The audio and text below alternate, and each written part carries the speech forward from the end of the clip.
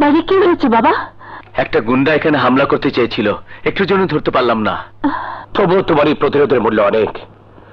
সাহস নিয়ে তুমি যেভাবে আততায়ীর সাথে লড়েছ তা সত্যি প্রশংসা দাবি রাখে। বুঝতে পেরেছি কারা এখানে টার্গেট করেছে। আমার বিশ্বাস তোমার ভাইয়াকে যারা খুন করেছে আততায়ী তাদের দলের লোক। এখানে আসার পর তাদের সন্ধান আমি পেয়েছি, কিন্তু প্রমাণের অভাবে ওদের গডফাদারকে আমি গ্রেপ্তার করতে পারছি না। আজ তারই ছেলেকে সমাজ বিরোধী কার্যকলাপের দায় গ্রেপ্তার করেছি। একটু আগে ঘটনা হয়তো তারই রিয়াকশন।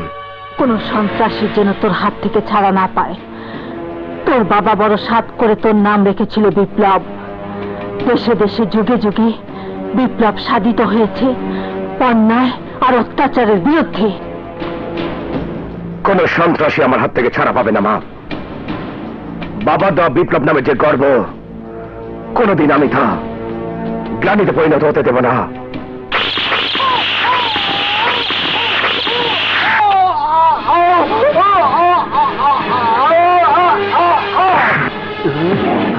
বাতাসে খবর ভাসাইয়া দিলাম,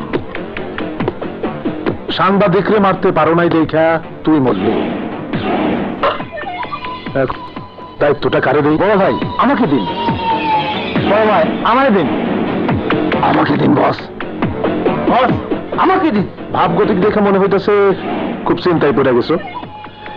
এই দায়িত্ব আমি তোমায় দিব না, তুমি পালন করবার নতুন দায়িত্ব।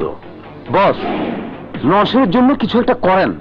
ওই ওসির রক্ত গরম, যখন তখন নসেরকে টর্চার করছে। আমার কোনো কথাই ওসি শুনছে না। নসেরে তুমি সারাতে পারবা না আমি জানি, ওরে আমি সারামো। বড় দেখে ফুলের মালা জোগাড় করতে পারবা না নাকি তাও পারবা না? কি যে বলেন বস, ফুল আপনি এত ভালোবাসেন। পীড়িতের কথা বাদ দাও, সারা জীবন আমি রক্ত নিয়ে খেলছি। এখন ফুল ভালোবাসলে রক্তের অমর্যাদা হবে। ফুলের মালা আমি ওসিরে পরামো।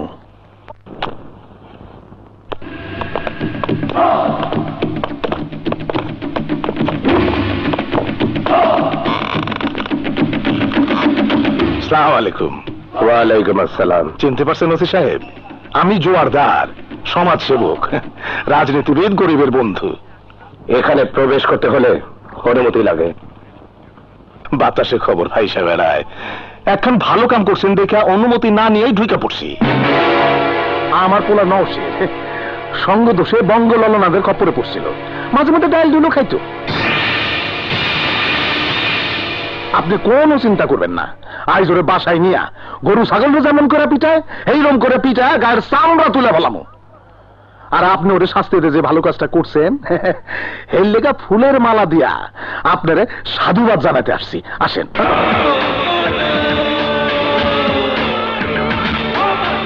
উপযুক্ত প্রমাণ নিয়ে আপনাকে যেদিন গ্রেফতার করব সেদিন জনগণই আপনার গলায় ফুলের মালা দেবে।